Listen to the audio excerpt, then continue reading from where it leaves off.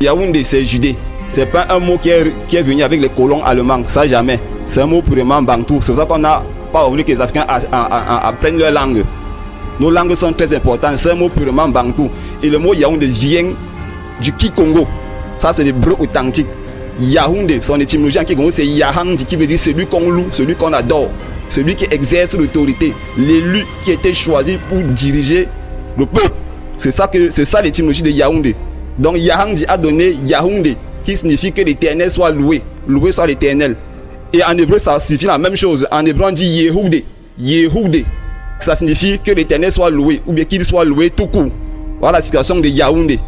Et Yaoundé se trouve également dans d'autres pays africains.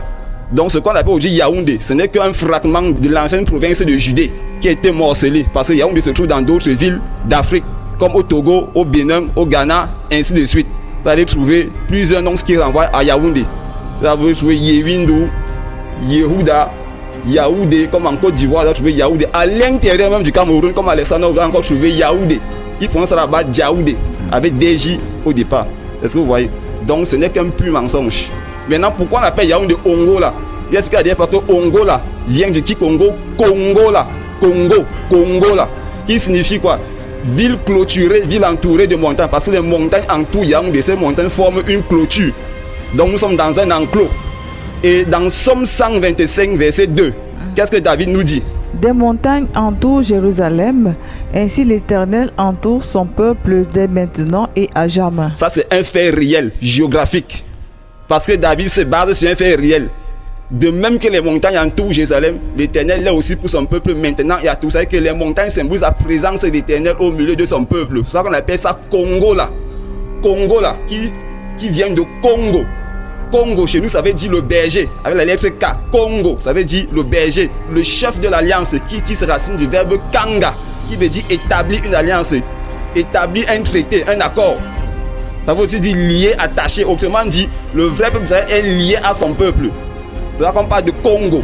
Congo, ça veut dire le chef, le berger d'Israël. Et c'est ça qui a donné King en anglais. Pourquoi? Parce que dans d'autres langues, ça se met, on dit Kinga. On dit King. C'est d'où vient le mot King en anglais. Donc, dans nos langues, Jésus-Christ est le berger, est le roi d'Israël. Ce n'est pas des langues diluées comme l'hébreu que les gens peuvent apprendre qui ne glorifient pas le Seigneur. Donc, un berger fait quoi? Il entoure ses brebis, n'est-ce pas? Quand ça ne va pas, il sort son fouet et il tabasse pour que les brebis reviennent à l'ordre. C'est ça le berger. Donc, Jésus-Christ est notre berger, il veille sur nous. C'est ça qu'on appelle Yaoundé Congo, qui est le siège de la vraie Jérusalem. Une ville clôturée par des montagnes telles que décrites dans la Bible. Et les termes en hébreu pour expliquer ça n'existent pas. Je suis même un prédicateur, il prêche sur ce message, il dit que Jérusalem est une ville entourée d'une montagne. Ça n'existe pas en Israël. Israël c'est une terre désertique.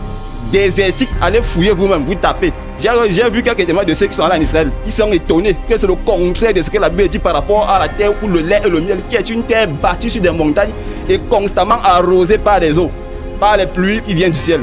Ça veut dire que la véritable terre où le lait et le miel, c'est une terre montagneuse, ce qu'on appelle ici le Nkam. C'est ça que veut dire terre montagneuse. Et cette terre montagneuse est arrosée par des pluies. Donc on voit une terre fertile qui est, n'est-ce pas, propre à l'agriculture, favorable à l'agriculture, qui produit des aliments bons et doux à manger. Ce n'est pas des terres désertiques où l'homme avait les machines à passer le temps à tricoter pour arranger, pour que ça ressemble à ce que la Bible dit. Oh, c'est archi faux. Donc voilà ce qu'on peut dire.